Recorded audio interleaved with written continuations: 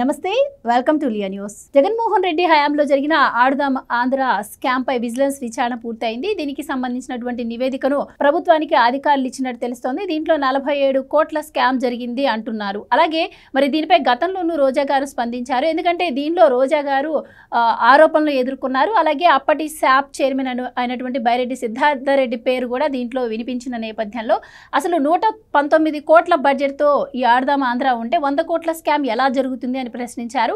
అలాగే ఈ కిట్ల పంపిణీలో కూడా అవకతవకలు జరిగాయి అన్న నేపథ్యంలో అసలు మరి ఇది కలెక్టర్ల ద్వారా సప్లై చేసినప్పుడు దీంట్లో స్కామ్ జరిగే ఆస్కారం ఎక్కడిది అని కూడా ఆవిడ క్వశ్చన్ చేస్తున్నారు. మరి ఓవరాల్గా మరి అసలు ఈ స్కామ్ జరిగిందా లేదా, మరి దీని తర్వాత ప్రభుత్వం ఎలాంటి చర్యలు తీసుకోబోతుంది ఈ స్కామ్ పై అన్న విషయాన్ని తెలుసుకుందాం. మనతో పాటు ఉన్నారు సీనియర్ పొలిటికల్ జర్నలిస్ట్ డివి శ్రీనివాస్ గారు.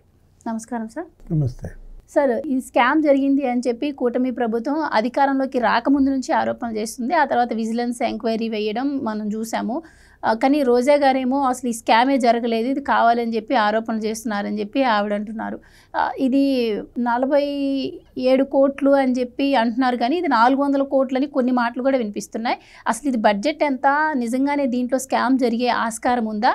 అలాగే మరి నివేదిక కూడా ఇచ్చింది కాబట్టి దీనిపైన చర్యలు ఏమైనా ఉంటాయంటారా? అంటే విజిలెన్స్ వాయినం శ్రావణ మాసం సందర్భంగా రోజా మేడంకి రిపోర్టా, దీన్ని ఎలా చూడాలా? విజిలెన్స్ వాళ్ళు ఇచ్చినటువంటి రిపోర్టు డీజీపీ పరిశీలనలో, దాన్ని ఆ తర్వాత ఆయన క్యాబినెట్ ముందు పెడతారు, అది మరి ఏసీబీకి ఇస్తారంటున్నారు. అంటే ఇప్పుడు ఏసీబీ విచారణకి రోజా ఎప్పుడు హాజరైన రోజే మరి ఆమెను కూడా ఎత్తుతారా? ఇప్పుడు మనం చూసాం, మిథున్ రెడ్డి జైల్లో ఉన్నాడు, వైసీపీ ఎంపీ మిథున్ రెడ్డి, లేకపోతే మాజీ ఎమ్మెల్యేలు చాలామంది జైలుకి వెళ్ళారు.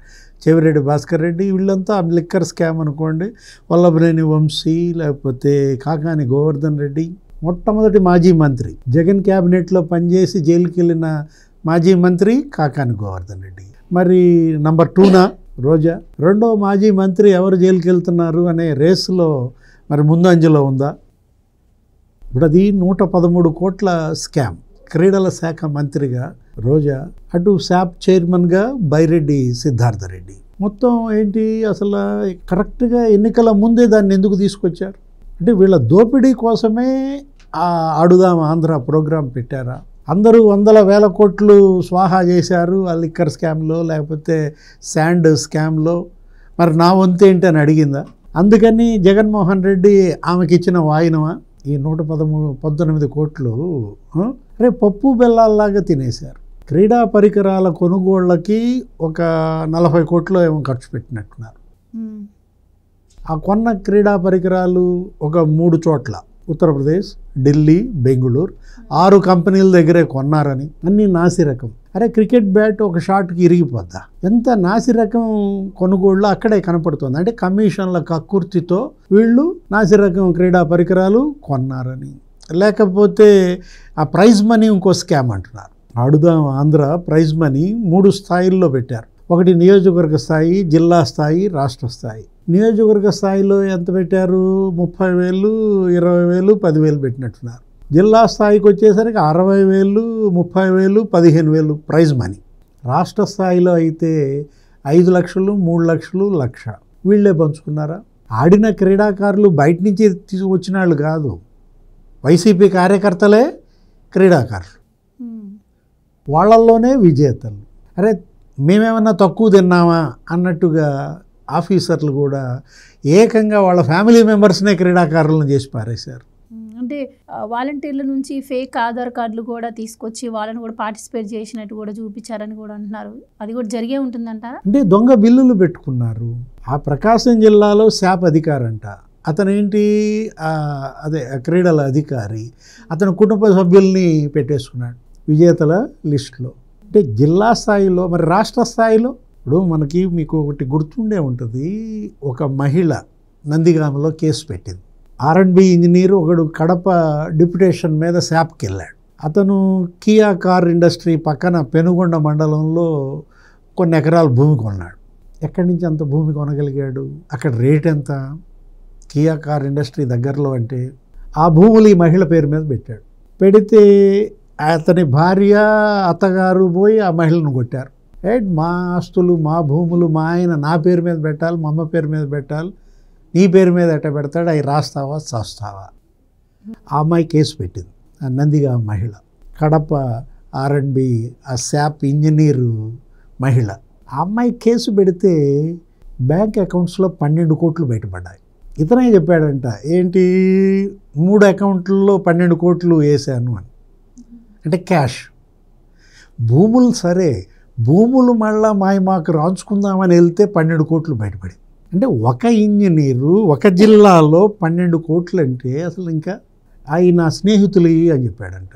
ఎవరు ఆ ఇంజనీర్ స్నేహితుడు? ఎవరు? బైరెడ్డి సిద్ధార్థ రెడ్డా? ఆ 12 కోట్లు ఎవరివి? ఇప్పుడు స్నేహితుడా స్నేహితురాలా? ఆ స్నేహితురాలు ఎవరు? రోజా మేడమా?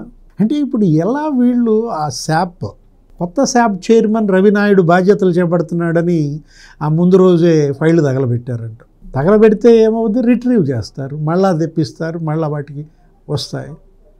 అంటే ఇప్పుడు ఇక్కడ ఇష్యూ ఏంటంటే ముగింపు ఉత్సవం అని ఒకటి పెట్టి క్లోజింగ్ సెరమనీ 3 కోట్లు ఖర్చు పెట్టారు. ముగింపు ఉత్సవానికి 3 కోట్లు ఖర్చు పెడితే దగ్గర నీకేంటి అసలు క్రీడాకారుల వసతి అన్నారు. అసలు వాళ్ళు క్రీడాకారులే కాదు, వైసీపీ కార్యకర్తలకి క్రీడాకారులు ముసుగేశారు. సరే, వాళ్ళ వసతి 45 లక్షలు బిల్లు చేసుకున్నారు. ఇప్పుడు ఎక్కడ పెట్టారా వాళ్ళని వసతి? హోటల్లో ఏమైనా పెట్టారా? టిడ్కో ఇళ్లలో పెట్టారు. చంద్రబాబు ఎప్పుడో ఒక 5-6 ఏళ్ల క్రితం కట్టించిన టిడ్కో ఇళ్ళు పాడు పెట్టారు, మీ రంగులు వేసుకున్నారు. ఆ లబ్ధిదారులకు ఇవ్వాల్సినవి ఇవ్వకుండా కరోనా అప్పుడేమో కరోనా పేషెంట్లను పెట్టారు వాటిల్లోనే. ఆ తర్వాత ఇప్పుడు ఈ క్రీడాకారులకు కూడా అక్కడ బస ఏర్పాటు చేసి బస పేరుతో 45 లక్షల బిల్లులు చేసుకున్నారు. అలాగే బ్రాండ్ అంబాసిడర్లు అని చెప్పి కూడా చేశారు. అయితే సార్, మీరు ఇందాక ఒక మాట అన్నారు, R&Bలో ఒక అధికారి అని చెప్పి. మరి రోజా గారు కూడా మొన్న మధ్య R&B అలాగే స్పోర్ట్స్ శాఖ కలెక్టర్లు కలిసి మేము ఇందులో పార్టిసిపేట్ చేశాము, వాళ్ళ ద్వారానే పంచడం కూడా జరిగింది అని చెప్పి. సో మీరు చెప్తున్న దాన్ని బట్టి వీళ్ళకి కూడా దీంట్లో అంటే బాగా ఉండే అవకాశం ఏమన్నా ఉంటుందంటారు? ఇప్పుడు అది కూడా బయటకు వస్తుందంటారు? ఇంకో మాట కూడా అన్నది, అప్పుడు మా దగ్గర పనిచేసిన ముఖ్య కార్యదర్శి ఇప్పుడు CMOలో ఉన్నాడు. CMOలో పనిచేస్తున్నాడు, ఏదైనా బిల్లులు చేసేది వాళ్ళు కానీ మేము కాదు కదా అన్నది. అంటే అధికారి నెత్తిన దీన్ని నెట్టి నువ్వు తప్పించుకునే ప్రయత్నమా? ఇప్పుడు ఒకటి, బిల్లుల డిస్పర్స్మెంట్లో అధికారి పాత్ర ఉంటే అధికారి జైలుకి వెళ్తాడు, నీ పాత్ర ఉంటే నువ్వు జైలుకి వెళ్తావు. క్రీడల శాఖ మంత్రిగానే ఇంత చేసిందంటే అసలు పర్యాటక శాఖలో జరిగిన అవినీతి పరిస్థితి ఏంటి? రుషికొండ ప్యాలెస్ పరిస్థితి ఏంటి? దానిపై తీసుకున్న చర్యలు ఏంటి? 500 కోట్లు వైట్ ఎలిఫెంట్, అది అట్లా ఉంది, దాన్ని ఏమో ఉపయోగించుకోవటంలా. నెలకి 30 లక్షల కరెంటు బిల్లు అవుతుంది. ఇప్పుడు ఈ 10-14 నెలల్లో ఎన్ని 30 లక్షలు అయ్యాయి? అంటే 3-4 కోట్ల రూపాయలు కరెంటు బిల్లే అయ్యిందంటే దాంట్లో ఆ ఋషికొండ ప్యాలెస్, దాని అక్రమాలు, అవినీతి, దానిపైన విచారణ. ఏది అసలు ఒక్కొక్క ఫ్యాన్ ఖరీదు 3.5 లక్షలు. ఫ్యాన్ ఖరీదు ఎంత ఉంటుంది? అట్లాంటిది అసలు ఒక్కొక్క బల్బు ఖరీదు 60,000. పర్యాటక శాఖ మంత్రిగా రోజా చేసినటువంటి అవినీతి అక్రమాలు, వాటిపైన ఒక సపరేట్ సిట్ వేయాలి. మరి అలాంటప్పుడు కూటమి ప్రభుత్వం అధికారంలోకి వచ్చాక దీన్ని అక్రమంగా కట్టారని చెప్తున్నారు. మరి రోజా గారు దానికి సంబంధించి ఆవిడే ఆ రోజు శంకుస్థాపన కూడా వెళ్ళి చేయడం జరిగింది. అప్పుడు ఈవెన్ ముఖ్యమంత్రి గారు కూడా వెళ్ళిన సందర్భం లేదు అప్పట్లో, జగన్మోహన్ రెడ్డి గారు. మరి దాని ఎంక్వైరీ మొదలు పెట్టాలనుకున్నప్పుడు మరి ఆవిడని విచారణ పిలవాల్సిన అవసరం లేదంటారా? పిలవాలి కదా. అదే కాదు, అసలు ఏది పర్యాటక శాఖలో ఆ ట్రావెల్స్ అనేటటువంటి ముసుగులో తిరుమల తిరుపతి దర్శనం టికెట్లు ఎన్నెన్ని అమ్మారు. ఒక్కొక్క టికెట్ 3,000కి అమ్మారు, 5,000కి అమ్మారు. సప్తగిరి ట్రావెల్స్ అని, ఇంకో ట్రావెల్స్ అని, పెద్దిరెడ్డి రామచంద్రారెడ్డి ఒక ట్రావెల్స్, ఈమెక ట్రావెల్స్. రోజా వెళ్తూ తిరుపతి దర్శనానికి ఆమెతో పాటు ఒక 50-60 మందిని తీసుకెళ్లేదని, చెవిరెడ్డి భాస్కర్ రెడ్డి లెటర్ ప్యాడ్ మీద ఒక లెటర్ మీద 60 మంది పేర్లు రాసి పంపాడని. అంటే ఎలా వీళ్ళు వసూళ్లు చేశారు, అక్రమ వసూళ్లకు పాల్పడ్డారు. వీటన్నిటిపైన ఇవాళ విచారణ జరపాలి. అదేమంటే వీళ్ళేంటి ఏదో ఫిమేల్ సెంటిమెంట్ తీసుకొస్తున్నారు, ఏది రకరకాలుగా చెప్తున్నారు. చంద్రబాబు ఏదో క్యాబినెట్ భేటీలో ఆడాళ్ళ జోలికి వెళ్ళబాకండి, వాళ్ళని జైల్లో పెట్టద్దు, ఆ విధంగా ఏదో అన్నాడు. పేరుని నాని కూడా చెప్పినట్టున్నాడు. కొల్లు రవీంద్రకి లేదు కానీ చంద్రబాబుకు ఉందా, ఏ మాటకు ఆ మాట చెప్పుకోవాలి. నా భార్య విషయానికి వస్తే ఇంట్లో ఆడాళ్ళు ఏం చేశారయ్యా, ఏదైనా ఉంటే పేరుని నాని మీద తీర్చుకోండి కక్ష, అంతేగాని అనో ఏదో అన్నారు అన్నట్టుగా. అసలు ఆయన ఒకళ్ళ మీద కక్ష తీర్చుకోమని చెప్పరు, అవినీతి పాల్పడిన వాళ్ళని వదిలేయమని చెప్పడు. ఇప్పుడు ఇవాళ వీళ్ళు ఏంటి, వీళ్ళని మహిళా సెంటిమెంట్ చూపించి విడుదల రజనీ తప్పించుకోగలదా? జాషువా ఇవాళ సస్పెండ్ అయి ఉన్నాడు ఒక విడుదల రజనీ కేసులో. ఆమె మరిదిని కూడా అరెస్ట్ చేశారు. విడుదల గోపి జైలు పెట్టారు. ఇప్పుడు బెయిల్పై వచ్చినట్టున్నాడు. అంటే వీళ్ళు మంత్రులుగా ఎమ్మెల్యేలుగా గెలిచి ఏమని ప్రమాణం చేశారు? ప్రజాధనానికి ధర్మకర్తలుగా ఉండాల్సిన వాళ్ళు చేసిన ప్రమాణం రాగద్వేషాలకు అతీతంగా మా విధులను నిర్వహిస్తామని. ఇదా రోజా తమ్ముడు పాత్ర ఏంటి? వాళ్ళన్న ఈ 119 కోట్ల కుంభకోణం ఆడుదాం ఆంధ్రాలో ఇవాళ రోజా బ్రదర్ ఆయన పాత్ర పైన వస్తోంది. నగరిలో ఆమె 5 ఏళ్ళు ఆమె మరి 2 టర్మ్స్ ఆమె మరి ఎమ్మెల్యేగా ఉంటూ ఇసుక యథేచ్ఛగా దందా. అసలు 4 రోజులుగా ఆడుదాం ఆంధ్ర అవినీతి పైన ఈ విజిలెన్స్ రిపోర్ట్ పైన మీడియాలో కథనాలు వస్తుంటే ఆమె ప్రెస్ మీట్ పెట్టారా?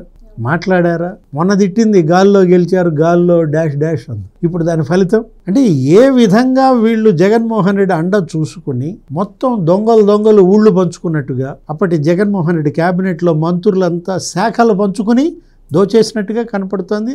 దాని ఫలితం ఇప్పుడు జైళ్ల పాలు. Thank you so much. Please subscribe to Leo News for more videos.